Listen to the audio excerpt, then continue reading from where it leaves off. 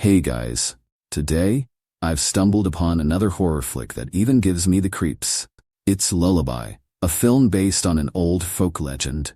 This film grossed $80 million globally upon release. You're probably no stranger to director John R. Leonetti. The renowned Annabelle and Insidious both came from his brilliant mind. Our story kicks off with a young couple. Not long ago, they welcomed their baby boy, Eli, into the world. But what was really driving them up the wall was this. The baby just wouldn't stop crying. And no matter what they did, they couldn't soothe him. His wife, Rachel, the mother and main character who accidentally sings a lullaby to summon a demon, was so disturbed that she could only sleep for 2.5 hours a day. Rachel was practically at her breaking point. Then, out of the blue, she stumbled upon the Lullaby book. This was a gift sent by the mother, Rachel and Vivian's mother, who sent the book a few days ago. This book once belonged to her sister, Vivian, Rachel's sister, who is currently in a psychiatric hospital and wants to steal her sister's child. But after Vivian's child tragically passed away, so the Lullaby book came into Rachel's hands. Following the musical notes on the pages, Rachel gently hummed the tune. And wouldn't you know it, a miracle actually happened. Eli suddenly quieted down. The long-awaited silence made Rachel breathe a huge sigh of relief. But what she didn't notice at that very moment was this. The mirror hanging on the wall had quietly developed a crack. Around 2 a.m., Rachel instinctively checked the baby monitor for Eli's room. After finding nothing unusual, she prepared to go back to sleep. Just then, the monitor screen suddenly flickered. When Rachel looked again,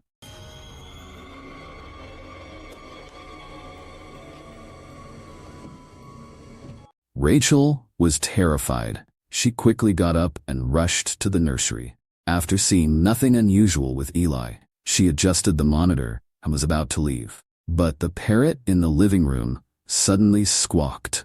Even from outside the door, strange noises could be heard. But looking through the peephole, everything seemed normal again. Only the mirror on the wall had cracked again.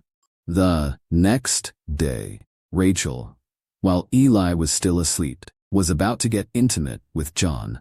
However, John saw something terrifying in the mirror. A terrifying scene. Rachel was instantly stunned. She lay on the floor, unable to recover for a long time. She thought John didn't love her anymore, so she pushed Eli out of the house. Rachel originally planned to go to the supermarket to buy a new monitor. But as soon as she reached the shelves, the lights instantly went out.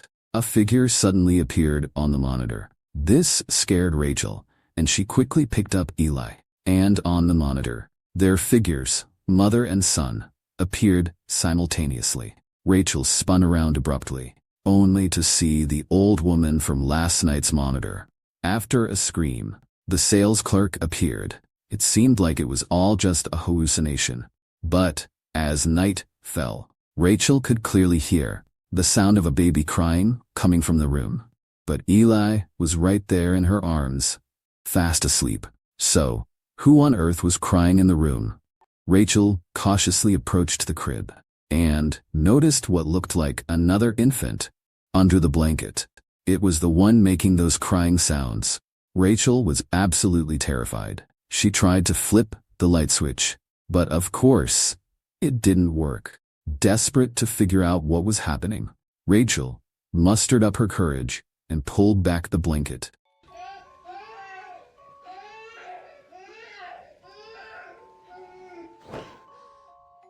When John finally got home from work, he found Rachel just sitting there in the hallway. Seeing her like that, John asked what was wrong.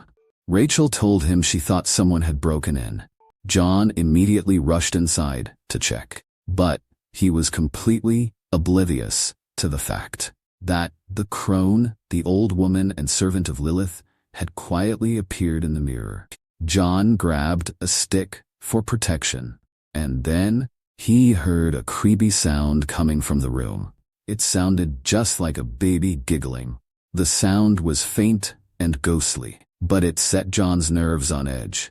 So, When he felt something lunging at him from behind, his first instinct was to swing the club at whatever was moving behind him. But, in a tragic stroke of bad luck, he ended up killing his own favorite parrot. Talk about a dark coincidence. The second the parrot died, the power in the house suddenly kicked back on. Rachel, trembling with fear, swore to him that she wasn't just seeing things. She insisted there was a witch-like old woman who was lurking right inside the mirror. Hearing this, John suddenly stood up and walked out of the room. Rachel worried that he was just fed up and angry with her, but he returned just a few seconds later, clutching the Lullaby book in his hands. He pointed to one of the figures in the illustrations and asked Rachel if that was the woman she had seen. When she confirmed it was, John confessed that back when they were in the bathroom, he had seen the exact same old woman. This proved they weren't just losing their minds or hallucinating. There was definitely something evil haunting their home. They both agreed that the book was the source of all this madness. So, John stuffed the book into a trash bag and hauled it straight out to the garbage. They thought they were finally in the clear. But as always in these movies, in the dead of night, the sound of a baby crying echoed through the house once again.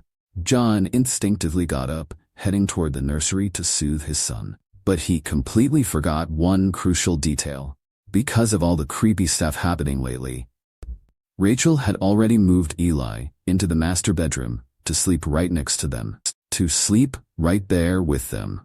John walked out of the apartment like a sleepwalker. The loud slam of the door snapped him out of it.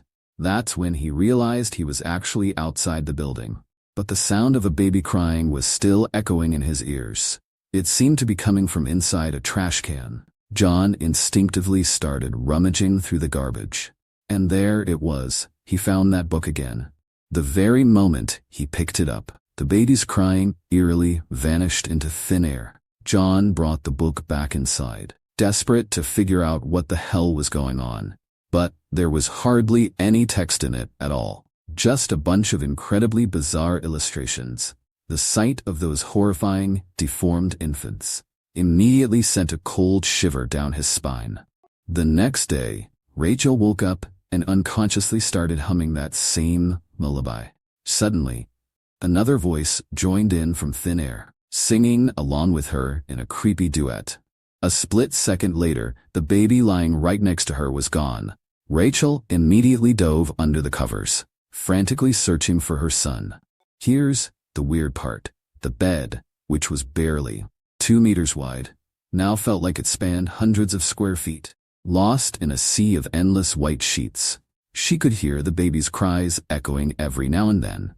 But she couldn't find him no matter how hard she tried.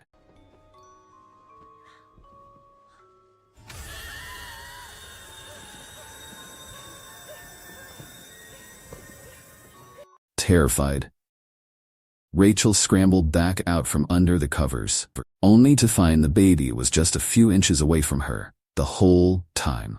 John rushed over as soon as he heard the noise. He realized that Rachel, the mother, was clearly not in her right mind. He offered to take Eli, the baby, out for a while to give her some peace. Rachel agreed, but the moment they were gone, she didn't just sit around and rest. Instead, she rushed straight to the psychiatric hospital and demanded to see Vivian, her sister, who was a patient there. 2 years ago, Vivian's husband had died a gruesome death, and her child had supposedly passed away too. But Vivian had never stopped claiming that her baby wasn't actually dead, but had been stolen by a woman named Lilith. Meanwhile, John arrived at a local church, desperate to find an exorcist. However, the moment he finished his story, the woman in the church, who was a staff member there, looked like she had just seen a ghost. She told him that 2 years ago, Vivian had come to them with the same story. She was dealing with the exact same nightmare, but at the time, everyone just thought she was crazy. It was only after things took a tragic turn that they recalled an ancient dark legend. According to the lore, Adam's first wife wasn't actually Eve. It was Lilith. They were once a happy couple, and even wrote a special song to symbolize their love. But that all ended when God banished Lilith. She was forced to wander the wilderness, living among wild beasts, where she gave birth to countless deformed freaks. And when Lilith saw that Adam and Eve could have healthy children, she was consumed by jealousy. Once Adam and Eve began having healthy children, consumed by a fit of pure jealousy, Lilith decided to start snatching them away. Eventually, the descendants of Adam and Eve pleaded with God, begging him to put an end to Lilith's reign of terror. As a result, Lilith was banished back to hell. The very first lullaby ever created was actually intended to keep Lilith from stealing those babies. But Lilith was way too crafty for that. She twisted the love song she once shared with Adam and passed it down through the ages as a lullaby. Now, whenever a mother sings that cursed tune, Lilith will manifest herself and spirit the child away, replacing them with a rotting corpse to serve as a changeling left behind in the human world. But when John asked if there was any way to stop Lilith, the woman in the church just shook her head in despair. If she actually had an answer, Vivian's tragedy would have never happened in the first place. With no other choice, John took the baby and headed back home, only to find that Rachel wasn't back yet. Suddenly, he heard the sound of running water coming from the bathroom. John instinctively set the baby down on the floor and went to turn off the faucet. But the moment John stepped into that bathroom, it was like he completely blanked on the fact that he even had a baby. He did not even notice when the bathroom door clicked shut behind him. Right then, one of the deformed freaks, the changelings born of Lilith the demon, suddenly emerged. The creature first cast a chewing glance at Eli the baby. Then it reached out and knocked a vase right off its stand.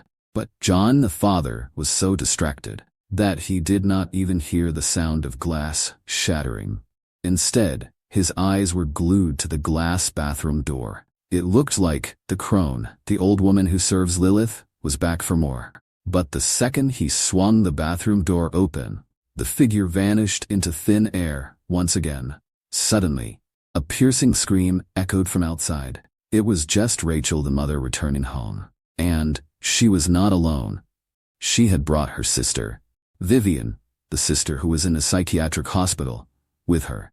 The reason was that Vivian had made a bold claim. I can help you exorcise Lilith. As soon as she stepped inside, Vivian began covering every mirror with cloth. She insisted that this was the only way to keep Lilith at bay.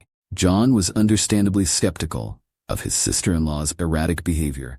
Just then, his phone started buzzing. A voice on the other end said, "I know you have a book, and I know you are going to need some serious help." After hearing that, John walked out the door without even looking back. With Vivian around to keep her company, Rachel's mood seemed to take a turn for the better. She sat in the rocking chair, cradling the baby and chatting away. It was as if the days of pure terror and isolation never happened. Meanwhile, across town, John followed the directions he had been given over the phone. He eventually arrived at the Jewish enclave, the neighborhood where Rabbi Cohen lived. With the friendly directions from the police officer, John found a house that looked incredibly eerie. He knocked on the door and waited. But when no one answered, he turned to leave. Suddenly, a man opened the door and gestured for John to follow him inside. They soon reached a basement, where Rabbi Cohen, the mysterious man from the phone call, was busy wiping down a corpse. Upon seeing John arrive, Rabbi Cohen invited him into the back room. Without wasting any time, the rabbi took the lullaby book from John's hands. After studying it for a moment, he explained to John that Lilith cannot enter the human world just yet. Instead, she sends the crone and her deformed freaks to help her open the gateway to our world. The first step is to sing the lullaby, which Rachel has already done. The second step is to stain the home with animal blood. John immediately thought of the parrot he had accidentally killed. With the first two steps complete, only one final requirement remains. Their baby, Eli, must shed blood. As soon as the words were out, John shot the idea down, swearing that he would protect his son at all costs. But Rabbi Cohen simply asked him, "Then, how did you end up killing your own pet?" That's the terrifying thing about Lilith's minions. They're experts at playing mind games to deceive people. Their only goal is to open the door for Lilith. If the baby sheds even a single drop of blood, Lilith will appear instantly to snatch him away, leaving a changeling puppet in his place. Rabbi Cohen, the mysterious man, hands John a candle and a holder. He tells him that no matter what happens, he must keep that candle burning until sunrise. Only by pairing it with a special incantation can they hope to drive Lilith back. John is skeptical about all this supernatural stuff, but with Eli's safety on the line, he decides to take the risk and give it a shot. Before John heads out, Rabbi Cohen keeps the book for himself, claiming it doesn't even belong to this world. Meanwhile, back at the house, the two-headed freak and the hairy freak show up together. They both start crawling toward the crib, where little Eli is sleeping. Rachel is fast asleep, completely unaware of the danger lurking nearby. Just as their sharp claws are about to slash the baby's face, Rachel wakes up in the nick of time and scoops up Eli. Maybe because she's running on fumes from lack of sleep, she accidentally bumps the baby's head. Suddenly, Vivian, Rachel's sister from the psychiatric hospital, appears out of nowhere, stepped in and offered to take the baby. Strangely enough, the baby was surprisingly calm in her arms. Seeing this, Rachel decided to head to the bathroom to freshen up. Taking advantage of the moment, Vivian found a needle and uncovered the mirror that had been draped in cloth. Then, she picked up the baby herself. While Rachel was taking her sweet time washing up, she suddenly heard that all too familiar lullaby. When she stepped out, she realized it was Vivian who was singing it. Rachel could hardly believe her ears. When she saw Rachel, Vivian actually had the nerve to smile. She claimed this was the only way.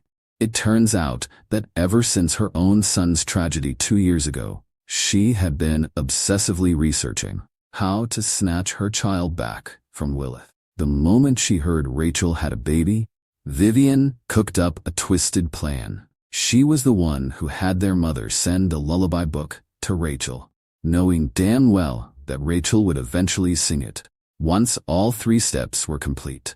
And Lilith showed up to claim the child. She planned to follow the demon and steal her own son back. So, without a second thought, she sliced the baby's hand. Now that blood had been drawn, Lilith was about to make her grand entrance. After learning the truth, Rachel, the mother, gave her a sharp backhand across the face. She snatched her baby back and quickly placed him back into the crib. Then, she and Vivian, her sister, got into a heated scuffle. The Hayes sisters fought their way from the nursery all the way to the front door. Suddenly, Vivian overpowered her and knocked Rachel unconscious with a clothes hanger. Vivian then hurried back into the room, and just as expected, Lilith, the ancient demon, made her appearance. She gently stroked the baby, softly humming that cursed lullaby. By the time Rachel finally came to, the crib was already empty.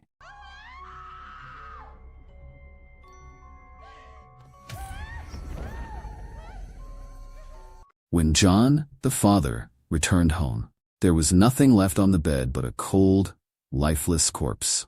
Rachel heard John's voice and rushed toward him immediately. The couple stared at each other through the mirror, but they couldn't reach one another no matter how hard they tried. Rachel began to plummet uncontrollably, landing in a horrific realm filled with the corpses of infants. Countless deformed freaks began crawling toward her from every direction. The soft, decaying bodies on the ground started to pull Rachel under. At the very last second, Vivian appeared and pulled her to safety. She explained that this was Lilith's domain, She told Rachel they had to work together if they ever wanted to see their children again. Now, hold your breath and focus, she said, and start calling out your child's name. Sure enough, the plan worked. The sound of a baby crying echoed through the darkness. Rachel followed the sound, only to see John once again.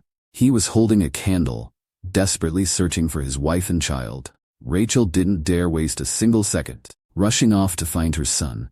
After she left, the crone appeared once more. With each appearance, she blew out one of the candles. Once every last candle was extinguished, the sound of a cane tapping against the floor echoed in the pitch-black room. Just then, John finally remembered the incantation. He quickly began to chant it under his breath. Miraculously, the candles flickered back to life. The crone was forced to retreat step by step, until she was sucked back into the mirror. Realizing the chant was working, John continued to recite the spell without stopping, hoping to guide his wife and child back home. Meanwhile, after a frantic search, Rachel finally stumbled upon a realm bathed in blinding white light. There were countless stolen babies, each lying in their own little cribs. As Rachel burst into the room, a chorus of cries erupted all at once.